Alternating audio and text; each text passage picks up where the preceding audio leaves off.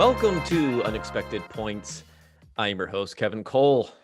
Back at you this week. Got a great response on the Cleveland Browns episode last week, which is really a deep dive. Belichick the week before that.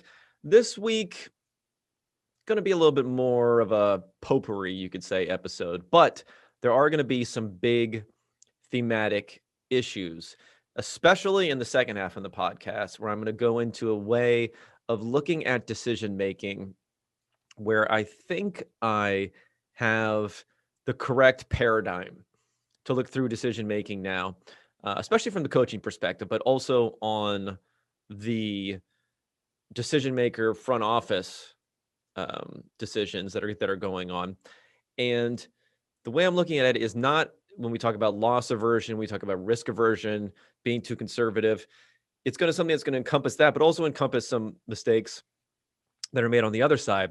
So I'm calling it regret aversion, and that being the biggest factor. And I'll get into some more of that later. So again, I'm not going to get into it too much right now. You'll see that in the second half of the discussion.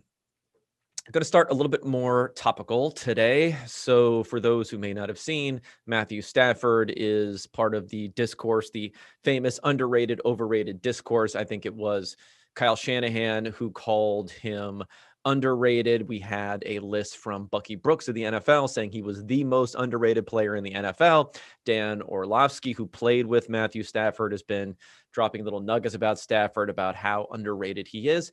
And this is not really the first time this has happened with Matthew Stafford. The whole Stafford is underrated thing. I think he's been clearly seen as a top tier talent his entire career. It's not an accident that he went as the number one overall pick.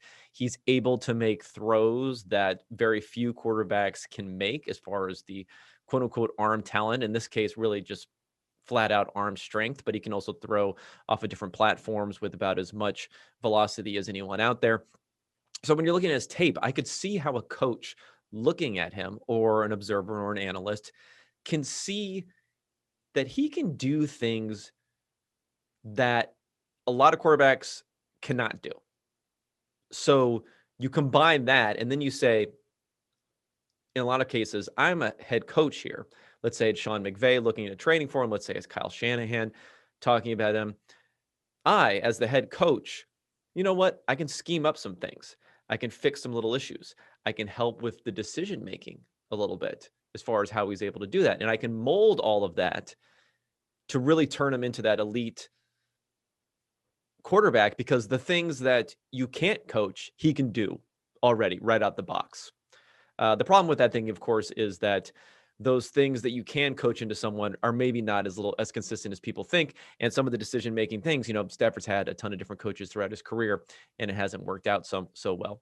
The reason it's interesting, the Stafford discussion, is that I put out an article on Stafford back in late July. I'll go ahead and give myself some PR here for this article. So I'm reading it here on PFF.com.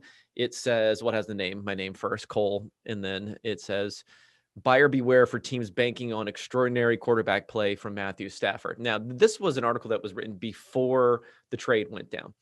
And what's interesting is we're hearing all this underrated talk. And then when the trade went down, it was significant, the trade package, right? But there wasn't a first round pick for next season. Could they have gotten that somewhere? I don't know. Jared Goff was thrown into the deal. I'm not sure if that was really that much of a positive or not, but it wasn't a huge deal for Stafford, despite the fact that he's in his early 30s. He's going to be around for a while. When people are talking about an Aaron Rodgers trade, I think they're wrong about this, mind you, but when people are talking about an Aaron Rodgers trade, they're talking about something like three first round picks for a player who is significantly older. So I think the NFL, while there may be this consensus on this underratedness of Stafford, it may not be ahead as much of the public as some think.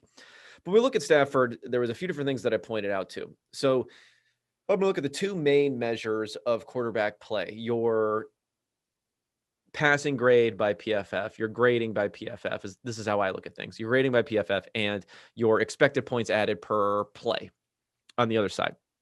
So if we look at Stafford, he hasn't been great in either one of those categories. Now, I'm just going to go through some of these just to lay the baseline. So last year, he was 14th in both of those different categories. And when we talk about rankings, we saw, again, adding to the Stafford discourse, the fact that ESPN came out with its quarterback rankings in it's similar to the piece that Mike Sando does with The Athletic now, where they're talking to 50 quote unquote insiders in the NFL to get their opinions on different quarterbacks, right?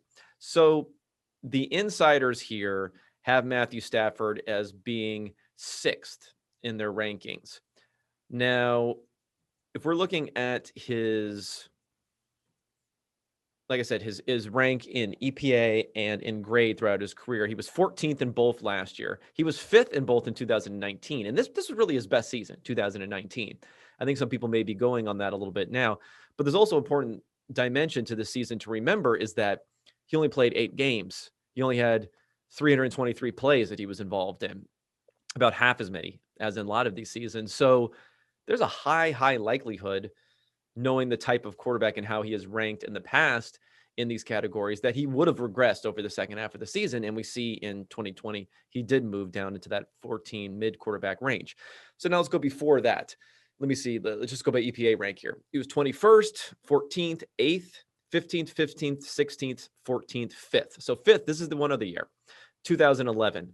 I know people remember there was a quarterback explosion in 2011, Matthew Stafford being one of those people. He has 716 plays.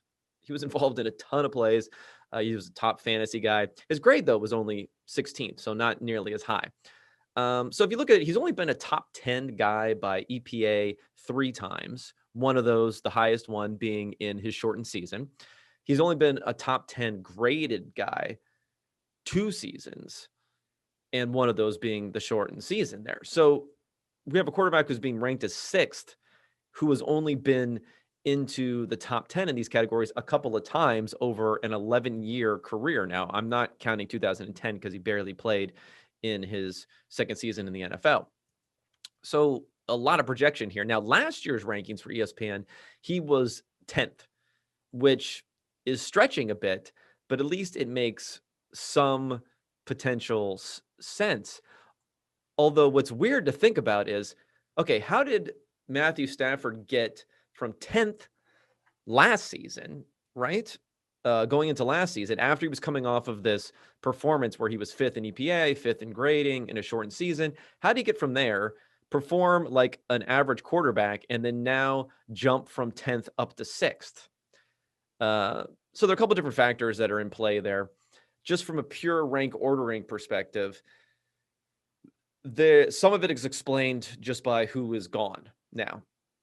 So if you look at last year on the list, Deshaun Watson was ahead of him. He's not being ranked here. I think he would clearly be ranked above Stafford if he wasn't having the sexual assault allegations going on right now. So that's one guy that would knock Stafford down to at least 7th.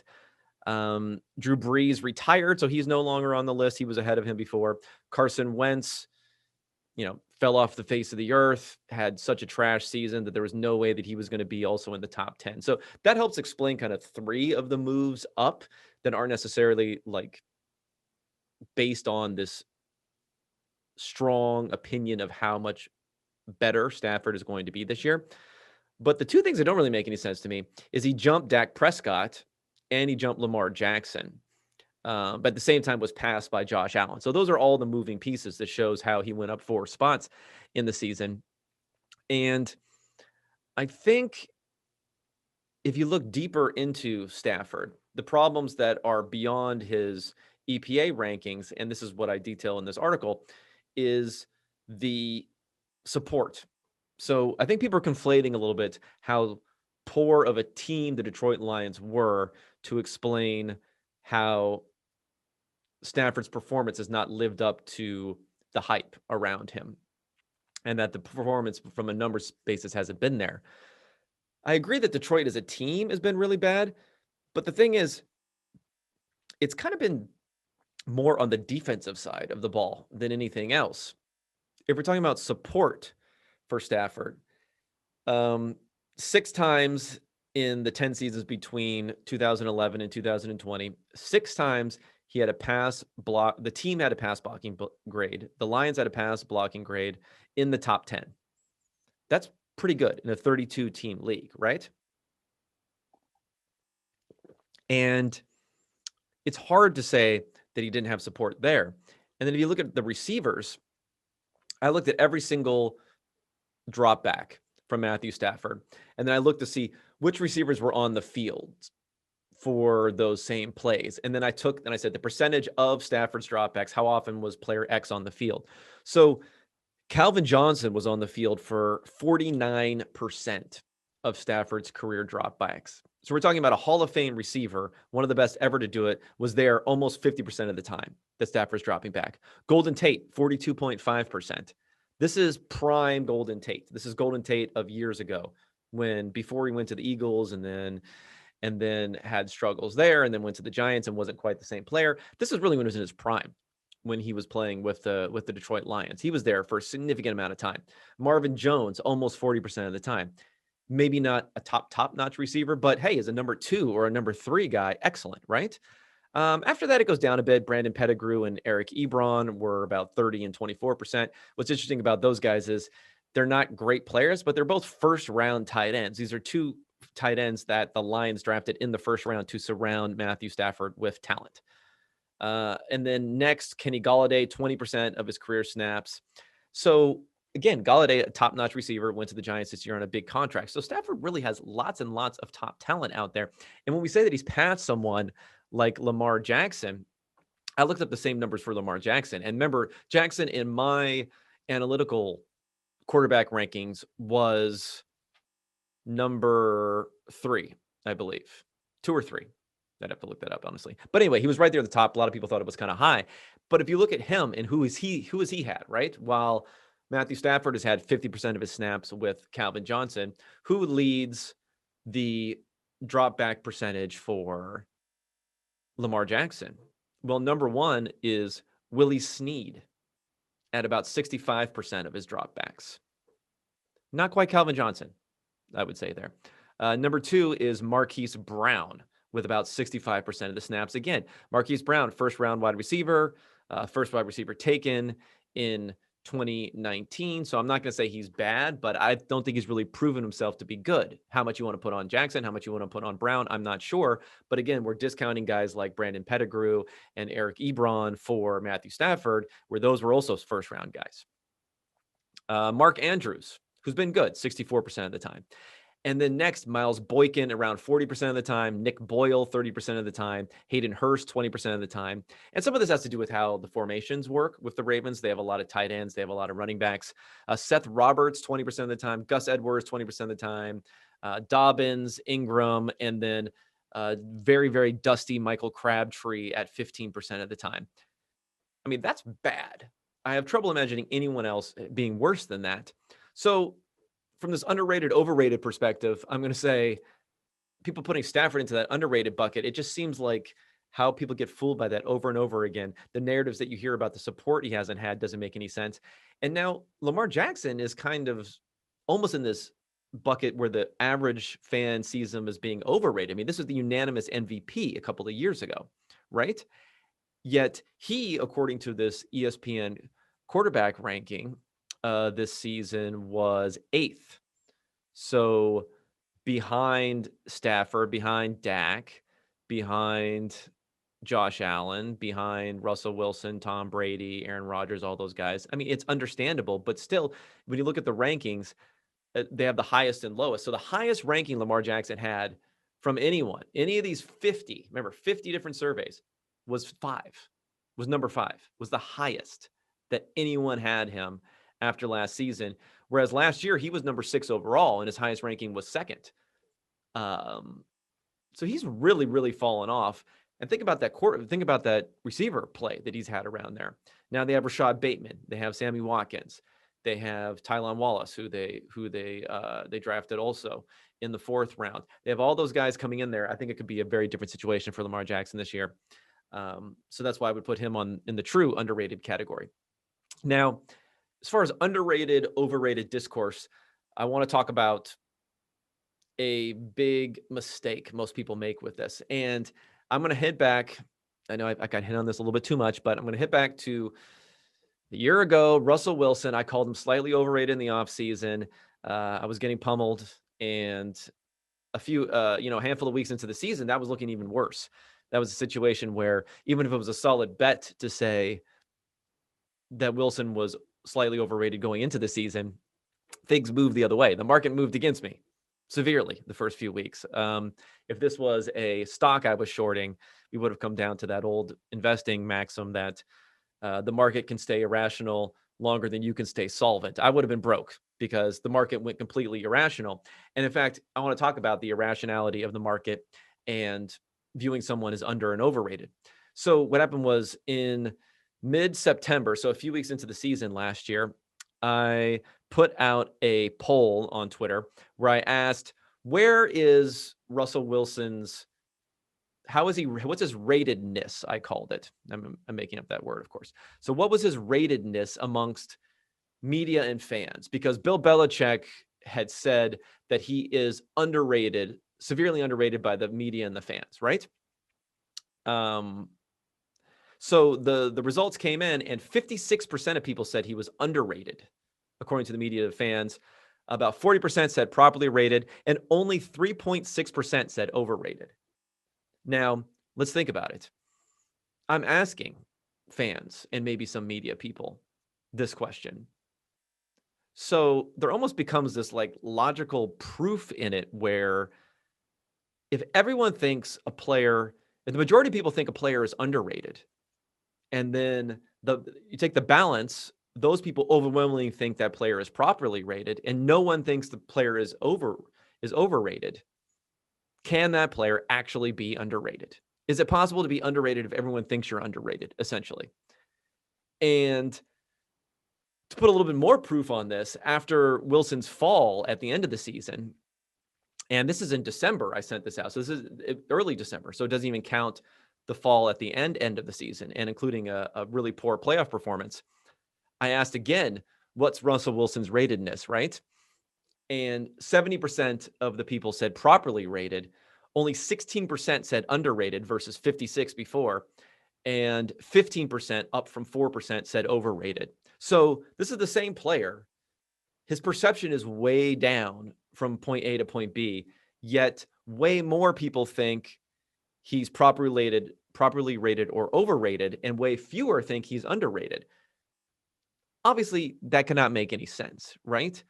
Unless you believe that he has fundamentally changed who he is over the course of that one season, that it could be true that everyone has a much higher opinion of him and he's still underrated, and then he switched around the other direction. And I think there's this directionality and poor time sequencing when it comes to people thinking about overrated or underrated. Everyone thinks they have this unique opinion that's not part of the crowd. Everyone thinks they're a shiny little snowflake who can't be equaled by anyone else. And they're saying, yeah, everyone else is way behind the curve. I'm ahead of the curve, when they don't realize they're right in the curve of where popular perception is. And this is happening with Stafford a lot right now. You have all these people saying, hey, look how everyone loves Stafford. Everyone's saying he's underrated. Well, the key is, people are just talking about it more. People are trying to get out in front of what could be a good season, at least from a records perspective from the Rams. But people aren't really ahead of things saying he's underrated. If anything, they're getting way ahead of where his talent is and way more on the overrated side of the equation. All right, so the second segment I'm going to hit here, and it's a little bit of a promo/segment, is on Underdog. So for those who don't know, Underdog Fantasy offers best ball drafts, the best format for doing best ball drafts, in my humble opinion. There's promo code PFF. You deposit $10 at Underdog. You get a free PFF Edge annual subscription. So you get all of the analysis out there that we have from everyone, from the NFL football side to the fantasy football side to college football side. And the analysis that I want to talk about as part of this is a breakout running back piece that I did last year. So there were some similar pieces out there. One in particular, and I always want to give props to my man, JJ Zacharyson, where I was working on my piece almost about this concurrent with when he was doing his. His dropped a little bit earlier last year than mine. I found some of the same conclusions, not necessarily all of the same conclusions there. And what I did was I said, let's look at these running backs that are in the middle of NFL drafts, fantasy drafts, and try to figure out what are the characteristics that we're looking for. So I looked at first experience. How long have they been in the league? And to figure out where the most value was, I looked at, according to their draft position, how many fantasy points will we expect according to their fantasy draft position, ADP, and then what was the difference? So where are we getting surplus value, right? So when I broke them up into different cohorts, the strongest spot by far was third year running backs. And a lot of that is because they're a little bit smaller in the candidate pool. Because if they haven't broken out in years 1 or 2, people are kind of writing them off. They're really writing them off. Normally, these are guys who were hoped to be breakouts in year 2. It doesn't happen, then they're kicked aside and they're not wanted anymore. Now, that can happen. The second best group are the second year running backs. That can happen with the second year running backs too, for those who disappoint as rookies. And I'm going to talk about some of those potential guys for this season there. So that can also happen there. But it's really those second and third year backs. There's some value later on down the line, but once you get beyond third year, if you're not finding a breakout, it's going to get harder and harder to get to that level. The other thing I did was I looked at all these different running backs and I said, let's look at the different components of their production and see how they're outperforming. So based upon draft position, I figured out how many targets could you expect they would get, how many rushing attempts could you expect. So those two volume components. I looked at efficiency from a yards perspective, so yards per carry, yards per target. And then I looked at touchdown efficiency. So the percentage of touches, rushing touches that end up being touchdowns, and the percentage of catches that end up being touchdowns. And I looked at all those different components and I said, where's the outperformance coming from? Like, how are these breakout players doing what they're doing? And it's mostly on the volume side. So, and really mostly on the receiving side. So normally these players are getting about twice as many targets as you would expect based upon their draft position. They're really getting a huge amount of targets over what you would expect there. They're getting about 65% more rushing attempts than you would expect, and around 60% more touchdowns in both capacities, rushing the ball and in receiving. So those are high, but not quite as high as the targets. Now, the yards per carry and the yards per target, that's much lower. It's only about 15-20% outperformance versus what you would expect. So again, it's not about efficiency. It's not about breaking off these long runs. It's not about being a better running back necessarily. It's about getting more volume, having more faith there, being part of an offense that's going to get you more touchdowns, getting some luck, honestly, on the touchdown side, and getting some more hard-based skill type of things when it's just getting more volume, getting more targets. So it's really those receiving backs. If you can find someone who's going to outperform in that category, it's very, very important, because getting an outperformer just on the rushing side of the equation isn't necessarily going to put you over the top in the fantasy leagues. So I'm going to start right off the bat with the second year back in Clyde Edwards-Helaire. And I wrote an article about his breakout chances. And what's interesting about him, of course, is he was running back 7 last year. Now he's down to running back 15 as far as his ADP is concerned. And there's nothing really worse about his outlook. No Le'Veon Bell's there anymore, who hurt him at the end of the season slightly. Damian Williams, who opted out last year, is also gone to the Bears, so he's not there. He's still part of that offense. Now, I think some people might just think that he's not any good. But remember, this is a player who rocketed up draft boards and is now the 15th running back off the board, playing for the number 1 offense. He was targeted enough. He had about more than 4 targets a game, so he was there. He wasn't getting enough volume, though, in the running game. Wasn't getting enough touchdown luck. He had a lot of goal line carries, especially early in the season, which he was stuffed on. So he wasn't getting those numbers that you would have hoped for there. He underperformed his expected fantasy points, according to my calculation there, which takes account for field position, down distance, air yards, all that stuff. He underscored his expected fantasy points in a PPR format by about 25, 30 points. So meaning he had a more valuable workload, wasn't getting the points, which is surprising because, again, he's in this offense where you should be getting a lot of efficiency. So I think he is a very good name to keep a lookout for and potentially scooping up here. Some other ones that I want to talk about, I think both of the Buffalo running backs, interesting. We have a second-year running back in Zach Moss, a third-year running back in Devin Singletary. Singletary might even be slightly more interesting to me because Moss is getting so much hype there. but this was a team that only scored 8 non-quarterback touchdowns last year, meaning rushing touchdowns that were not Josh Allen rushing touchdowns. Josh Allen himself had 8 rushing touchdowns and then 40 passing touchdowns. So out of the 56 touchdowns for that offense, 48 of them were Josh Allen running, Josh Allen passing. The running backs were barely getting anything. That has to regress some. Now, I think there's a concern about ceiling when it comes to that, but that has to regress some. And I think there's a place where you could potentially find some value for those backs. Now, looking through some other guys who may be in their second or third seasons, there's not a ton, honestly, that really jump out in this sort of range. I mean, I think if you can get guys cheap enough, although they have a little bit more experience under their belt, I think guys like Chase Edmonds can be interesting.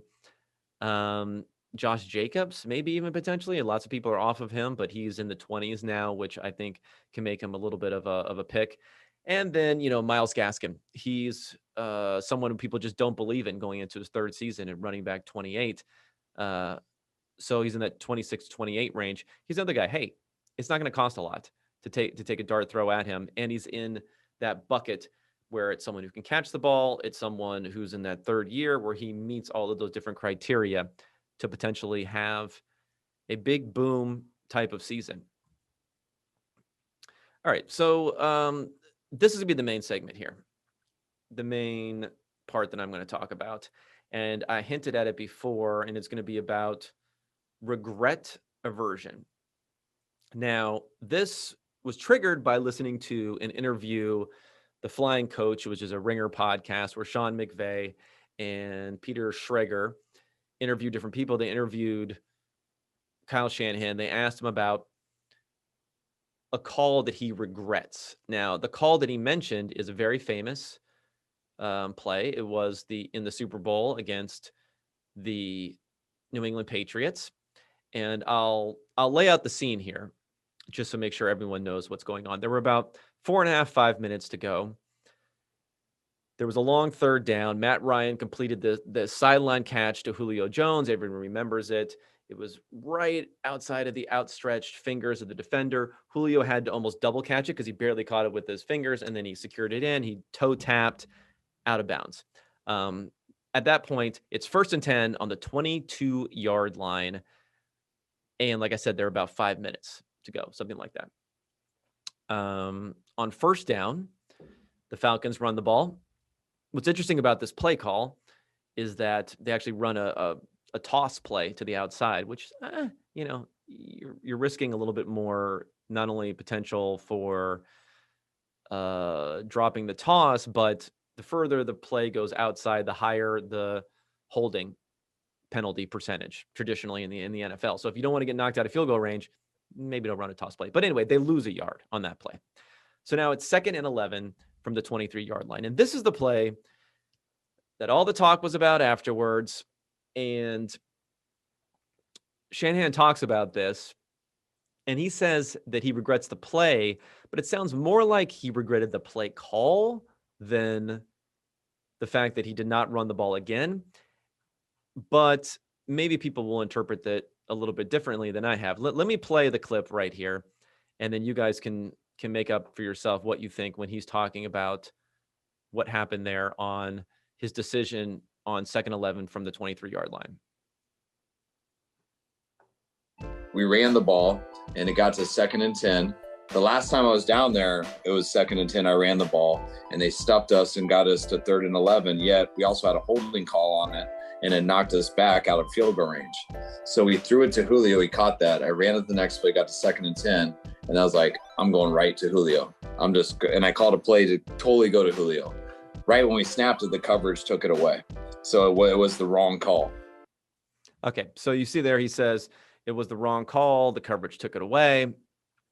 And he didn't say it was the wrong call to pass the ball.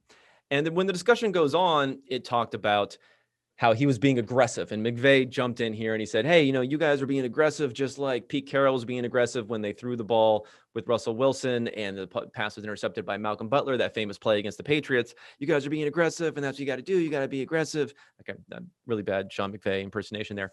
And it's also kind of fraudulent since McVay's one of the worst as far as going for it on fourth down, but I digress.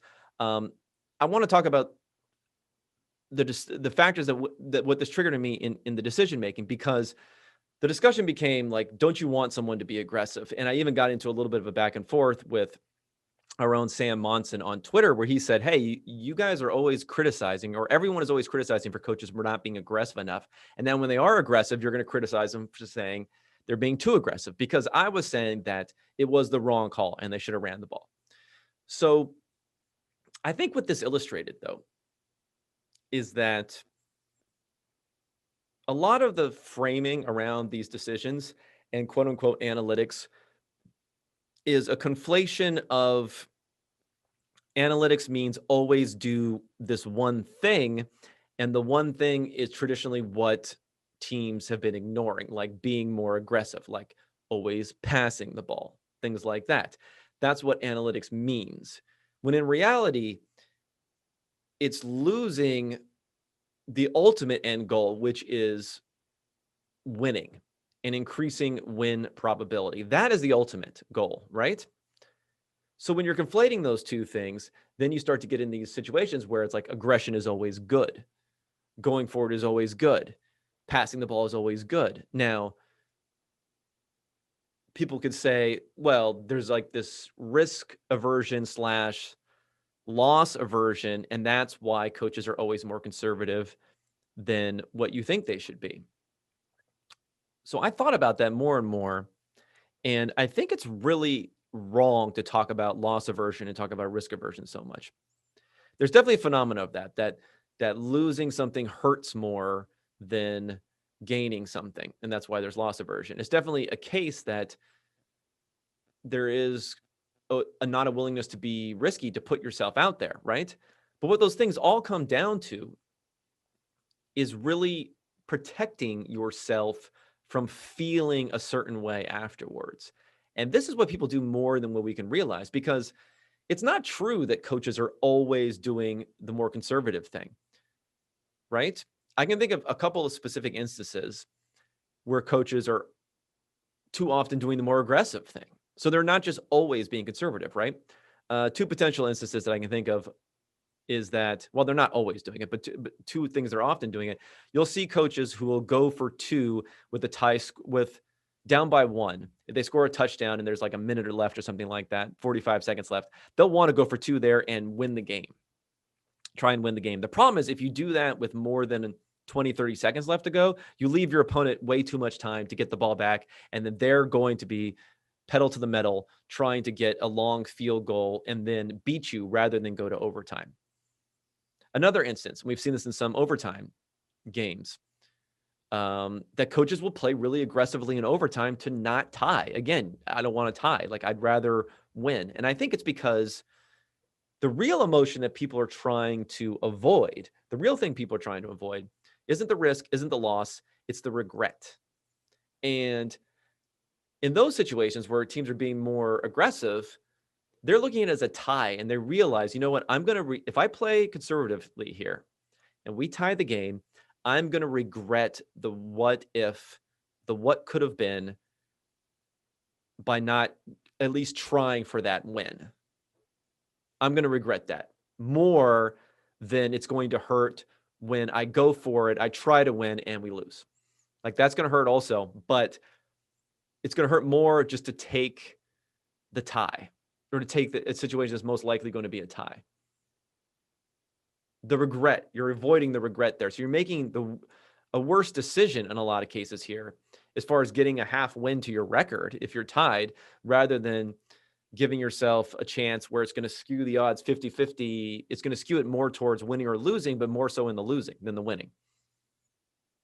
And what Shanahan said in that clip that I played for you, the reason the regret really jumped out at me was the fact that he specifically mentioned they were in that same circumstance 2nd and 10, 2nd and 11 is actually what they were in, but 2nd and 10 in field goal range. They ran the ball. They got a holding earlier in the game, which knocked them out of field goal range. So he didn't want to run the ball again because he didn't want to regret that. He knew that was a strong possibility. Plus, he said he'd been sitting on the sideline watching Tom Brady march up and down the field the entire game, and he wanted to put the game away. If you look at the throw that they were trying to get to Julio Jones when Matt Ryan gets sacked on the next play, if you look at that throw, this is a corner route from Julio Jones. I looked at the all 22. This is a play. They were trying to complete a pass that Julio would have caught on the 5-yard line or in the end zone. They were trying to score a touchdown when they were up by 7 points already. They had the ball on the 23-yard line, okay?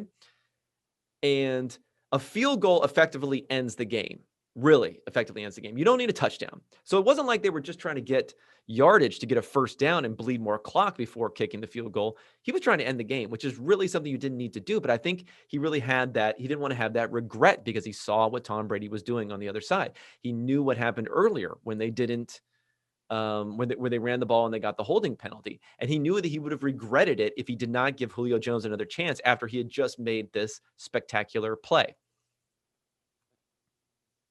And if you think about it, the 23-yard line, that's a 40-yard field goal. So I looked, and for field goals between 36 and 40 yards, I'm going to bracket that season, that 2016 season. I'm going to say between 2015 and 2017, the field goal percentage on those was 87.5%. Maybe it's the Super Bowl, so maybe you knock it down to 85%, but it's in a dome, so it might be a little bit higher. But this was a high probability field goal. If Matt Ryan would have just fallen forward a couple of different times, gotten it to be, let's say, a 38-yard field goal, that's going to go in most of the time. But I could see how a coach not being aggressive would really regret doing that and then putting it on the foot of the field goal kicker who could potentially miss. Right?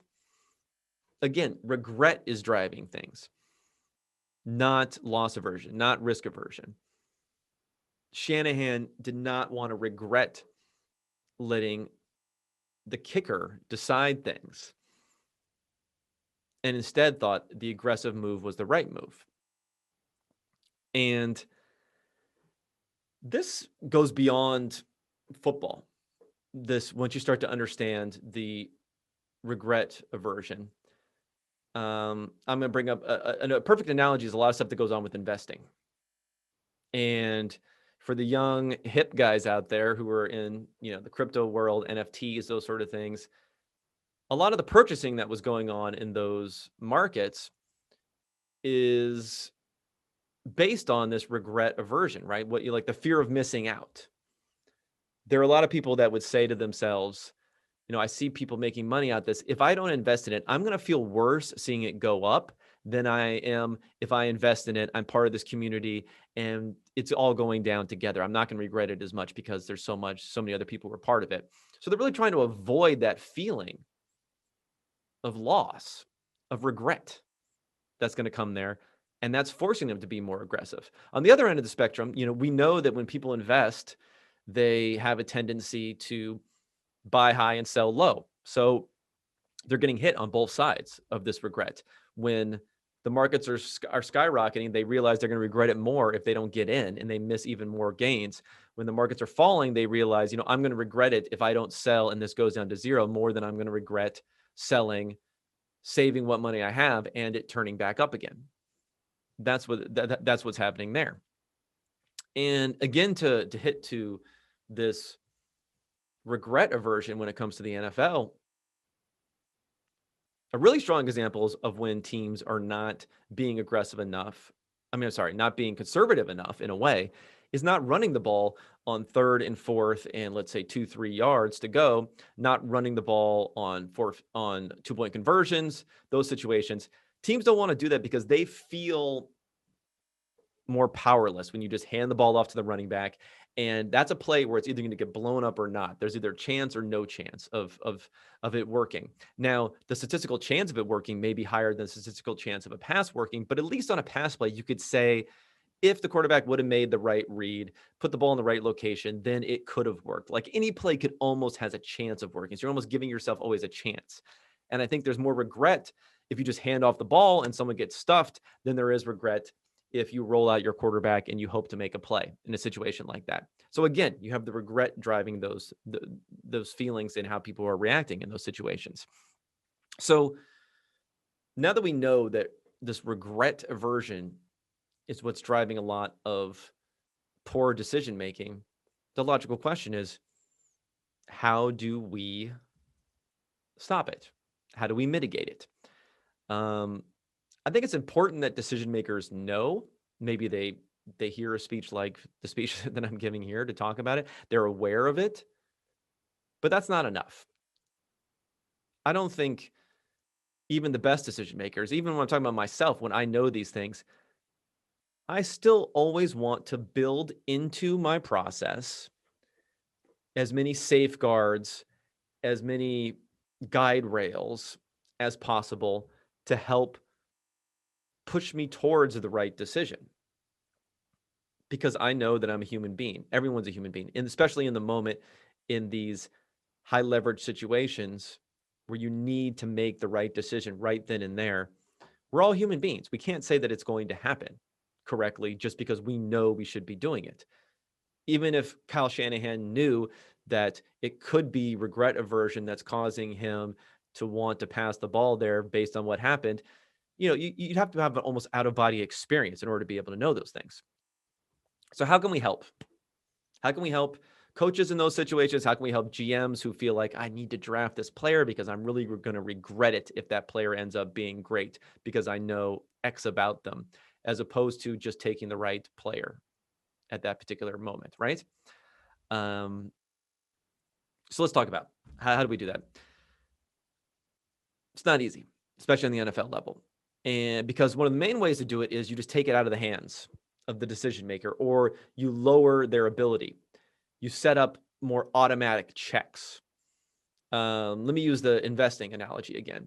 So a good way to say let's get rid of this selling high and buying low, right? That I'm sorry, the opposite. Let's get rid of this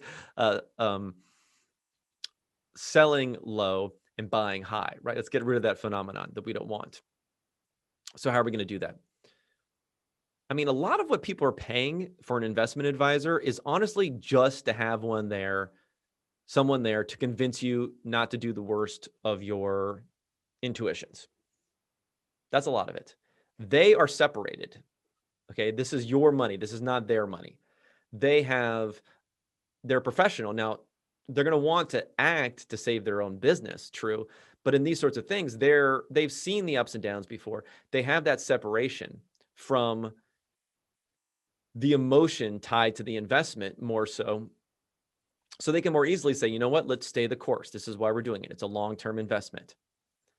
Okay. And at the same token, we're talking about when to invest, when not to invest. Hey, just dollar cost averaging. If you have $20,000 to invest, rather than saying, I'm going to wait for the exact right moment to do it, you say, I'm going to invest $1,000 over the next 20 months.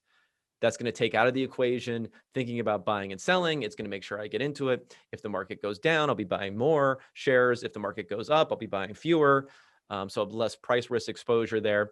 But basically, it just takes it out of your hands to have to make these decisions where you're going to end up being driven so much by regret. So on the football side of things, and this is, again, why it's difficult, it's taking some of that authority away from the primary decision maker. That's tough because traditionally in the NFL, the head coach is the king, is the head of the fiefdom of the team.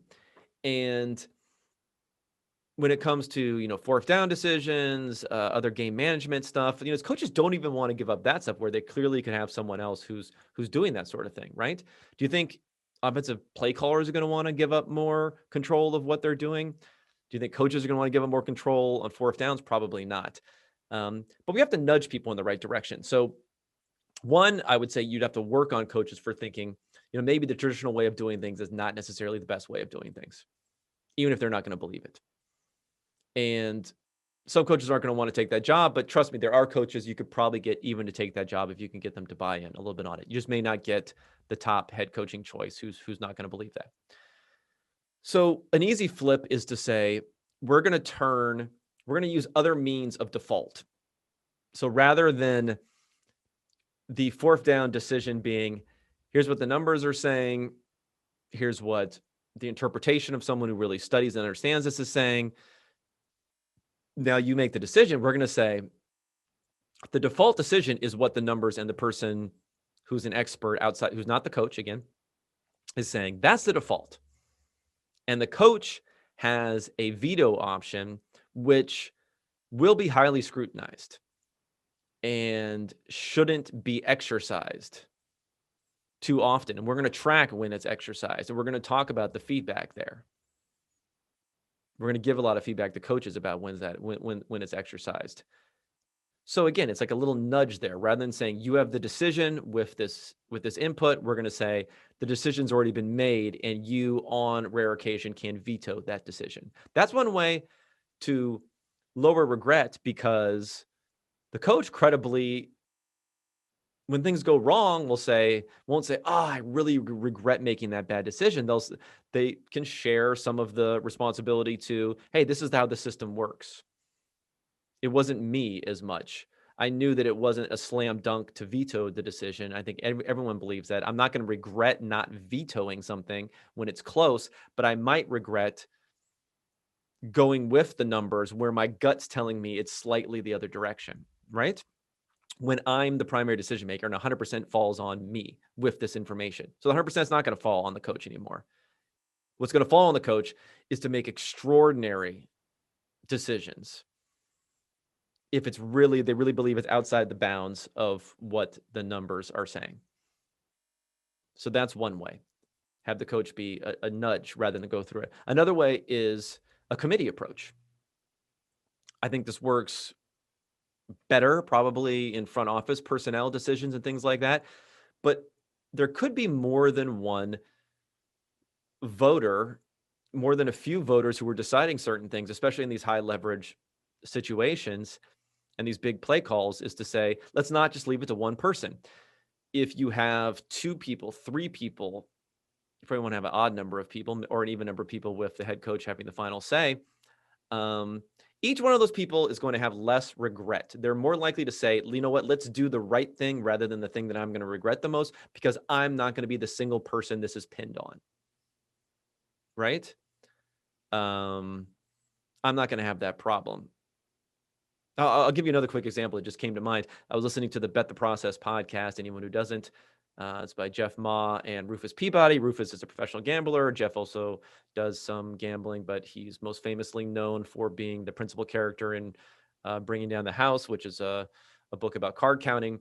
But they have a podcast, and they were talking about very obscure thing here, but it was women's water polo and betting on it. And Jeff had some information about the fact that it could be a profitable bet. And then Rufus said, you know what, I'm going to put down a bet right now on that. And Jeff said, oh, no, don't do that. I'll feel bad if you bet on that and then lose. Again, so he kind of was not being motivated. This is not to say anything bad about Jeff, because this is kind of a piddly sort of thing. But there is an element of, unless you're super overly confident, you're going to want to do the thing that's going to make you feel the least bad. So as a coach, you're going to want to do the less controversial thing, because not only are you going to feel bad about stepping out there and being wrong, but you're going to get hammered by the media and by fans and everyone else over and over again. So that's a way to lower your regret. So if you have a committee of people making this decision, now maybe it's not going to go over well with fans and others, although I think it's the right approach. But if you had, in a quick process, even if it's a quick process, if you had a committee of people making these different decisions, you're lowering the regret level proportionally. It's not like you're splitting the regret evenly between the people. It's much, much lower, because you're not the one person that's going to have to think about that afterwards. And there's solidarity amongst people going together, and you can boost each other up making the right decision. So that's another way to systematically build in systems to lower the regret and thereby lower the regret aversion. And the last thing that I'll say is simply delegation. I know that's a problem for head coaches a lot, but the more you delegate, The more you empower people below you, the more you're going to be able to spread that regret out. And the more you're going to be able to allow people with a higher level of confidence to make these decisions because they have more expertise than that one individual person. And the higher confidence you have in doing something that may be untraditional, the less likely you are to regret it. Like if I really understand the concept behind going for 2 when you're down by 8 and it doesn't work, if I really understand that and have been studying that, I'm not going to regret that decision at all, let alone have less regret. Whereas if someone else really, really knows it and then they're telling the coach, hey, you should be doing X, he has to decide whether or not that's the right move or not. And when it goes wrong, he's going to have some regret, more so because he's not as confident in what's going on there. So you want to have confident, capable people. And in order to have that high level of confidence in all of these different ranges of the game, you need more specialization. Through that, you need more willingness to defer. And let me hit up one more ad copy here for the podcast. And this is for Western and Southern. In these uncertain times, life is full of questions like, when should I start thinking about life insurance? But however difficult these questions may be, Western and Southern can help you answer them, backed by over 130 years of experience. Together, we can look ahead to leave the unknown behind. Western and Southern Financial Group, life insurance, retirement and investments, compensated endorser, products issued by member companies of Western and Southern Financial Group, Cincinnati, Ohio. All right, the last thing that I'm just going to hit you guys with really quickly is I love the feedback that I've been getting. Go ahead, email me at kevin.cole@pff.com. Leave reviews on the pod. Next week, I'm going to continue to hit on some of these deeper dive topics. And I also have a big thing on a Stick to Sports segment on empathy. And actually, Against Empathy is a book by Paul Bloom that I'm going to talk about. So if anyone wants to read any of that in advance or look up anything by Paul Bloom in advance talking about empathy, I think it's been a very paradigm shifting change for how I've been looking at things. And maybe it'll be a little bit book clubbish that we can talk about some of the concepts behind that book, Against Empathy, next week, how it applies beyond sports and how it can also apply within sports. But for now, thanks so much for tuning in. I hope everyone had a great week so far this week, and I hope you tune in again next week, and I'll be talking at you then. Thank you.